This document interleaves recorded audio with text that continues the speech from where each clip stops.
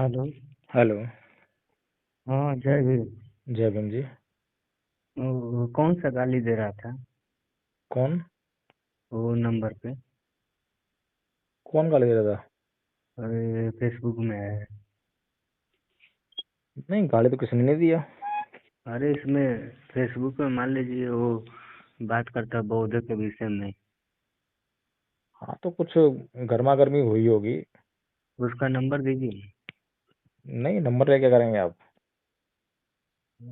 उसका नंबर लेके इतना गलत सलत बोल रहा है, ठीक नहीं है ना। अरे भाई साहब, जो आदमी के पास जो होगा वही तो देगा ना। लेकिन बताइए, ये नंबर आपका उस पे लिख रहा था, मैं इसके लिए डायल किया। नहीं, अच्छा किया आपने डायल किया। साधुवाद आपका। लेकिन किसी के बात विषय में गलत नहीं बोलना चाहिए, है कि नहीं? बिल्कुल। हम्म वो बताइए, चढ़ चढ़ कर ऊपर बोल रहा है, ऐसा वैसा गलत। हम्म कोई बात नहीं, जो उनको सिखाया गया है, जो उनके दिमाग में है वही तो बताएंगे ना वो। इतनी जल्दी उत्तेजित नहीं होना चाहिए हमारे को। नहीं, वो जैसे वो तेजी नहीं होना चाहिए, लेकिन गलत ज्यादा नहीं बोलना चाहिए, ठीक ना, है कि नहीं? गलत हम्म को कभी सहन नहीं करना चाहिए। और गलत को सहन ना करने का मतलब ये नहीं है कि हम लोग जो है उनका जवाब उनकी ही भाषा में दें। वो गलत हो जाता है। अगर उनका जवाब जो है, उनकी भाषा हम्म का जवाब उनकी भाषा में देंगे तो हम भी गलत हो जाएंगे। वो तो गलत है ही है। हाँ हाँ। हमारा उद्देश्य है उनको सही करना।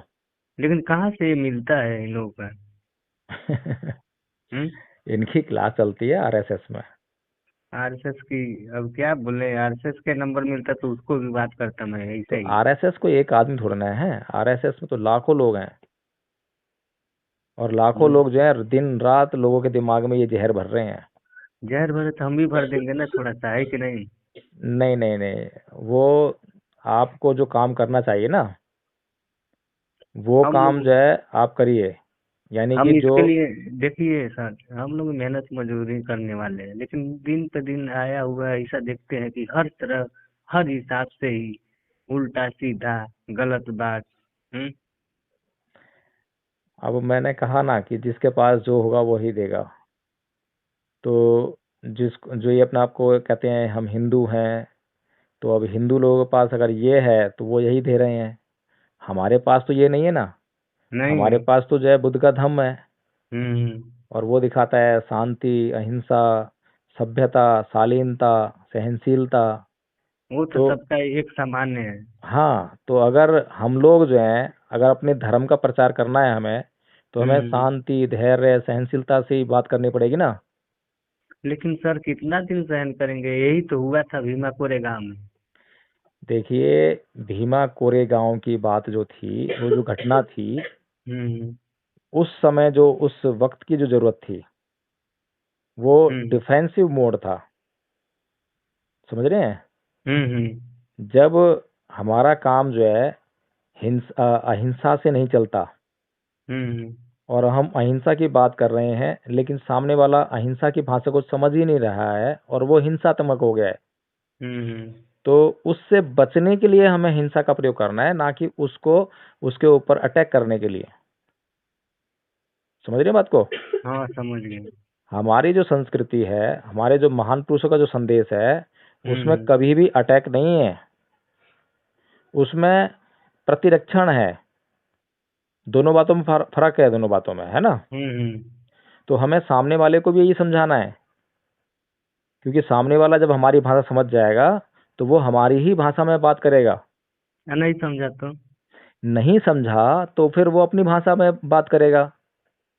और जब उसकी भाषा जो है हिंसा की तरफ बढ़ेगी, हम्म तो हम जो है उसका प्रतिरोध करने के लिए, उतनी हिंसा का प्रयोग करने के लिए हमारे पास वो न्यायिक ताकत रहेगी।